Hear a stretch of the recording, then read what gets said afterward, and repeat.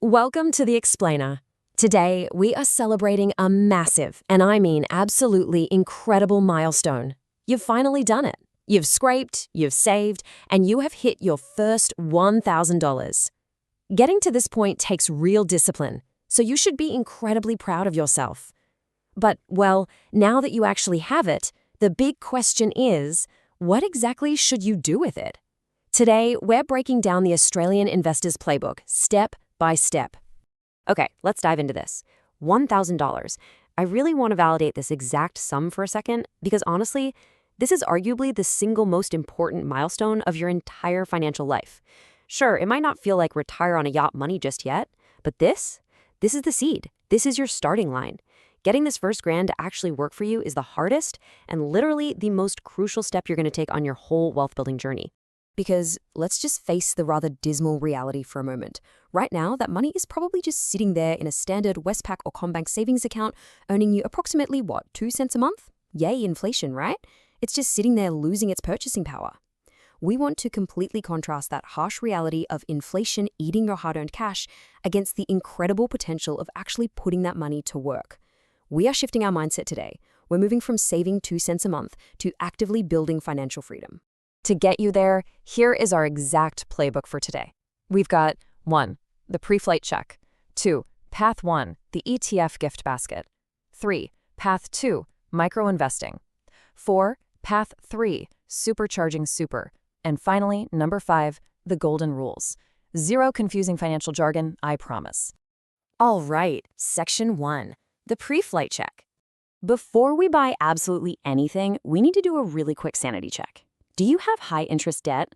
I'm talking things like a maxed-out credit card or maybe a sneaky afterpay balance that's kind of gotten out of hand. If the answer is yes, you need to pay that off first. Why? Well, because clearing high-interest debt gives you an instant, guaranteed return on your money. Think about it. No stock market in the world will ever guarantee you a 20% return. But paying off a 20% credit card does exactly that. It sets up a rock-solid foundation. Now, if you are completely debt-free, congratulations! Let's put that grand to work. Moving right along to Section 2, Path 1, the ETF gift basket. So an ETF stands for Exchange Traded Fund, but honestly just think of it as a giant financial gift basket. Now, what's really interesting about this is, instead of risking your entire $1,000 on one single company, say Qantas, and, praying they don't lose your luggage and your money along with it, an ETF lets you buy a tiny slice of hundreds of companies all at once. If one company in the basket has a bad day, you don't lose everything because the hundreds of other companies are there to balance it out. It's basically built-in safety through diversification. So what should you actually put in your basket? Well, here are the top picks for Aussie beginners. First up, we have VAS, which tracks the top 300 companies in Australia. With just one purchase, you get a little piece of BHP, Combank, and Wesfarmers. And the real beauty of Aussie shares like this is that they often pay really, really great dividends. But if you want to look beyond our borders, you can check out international ETFs like VGS or IVV. These give you a slice of global giants like Apple, Microsoft, and Amazon. You can literally own a piece of the companies whose products you're using every single day. Pretty cool, right? Now, to buy these actual ETFs directly, you are going to need a broker. But you definitely don't want sneaky fees eating up your $1,000.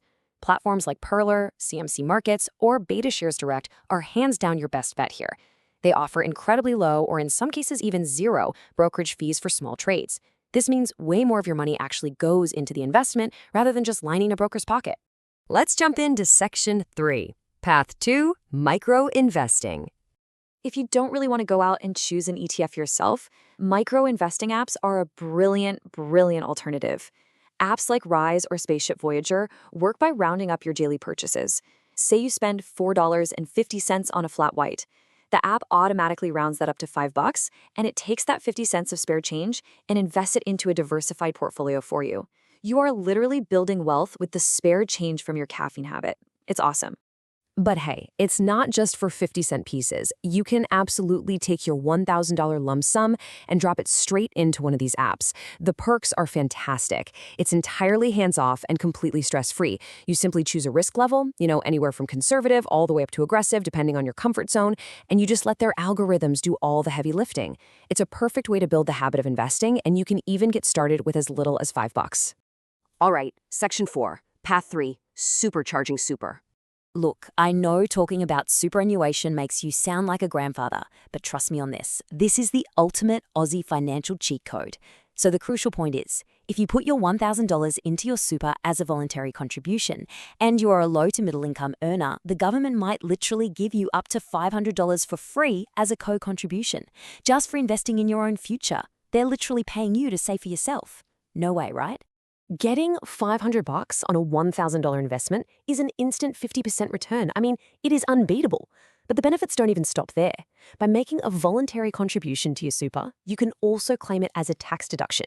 This means you end up paying less tax to the ATO at the end of the financial year. Now, look, I know it's not exactly the sexiest option because, yeah, it's locked away and you can't touch it until you retire, but I want you to picture future you, sipping margaritas on a sunny beach somewhere, just deeply thanking present you for locking this money away today. And this brilliantly illustrates a clear summary of the 3 distinct paths, so you can kind of choose your own adventure. If you want direct control with low effort and immediate access to your money, ETFs are definitely for you. If you'd rather have an algorithmic autopilot with 0 effort and immediate access, go with microinvesting. And if you want those amazing tax advantages and government bonuses with 0 effort, but you don't mind locking the money away until retirement, superannuation is your absolute winner. Finally, we have Section 5, the Golden Rules. Please swear by these 3 non-negotiable rules no matter which path you take. Step 1. Time in the market always beats trying to time the market.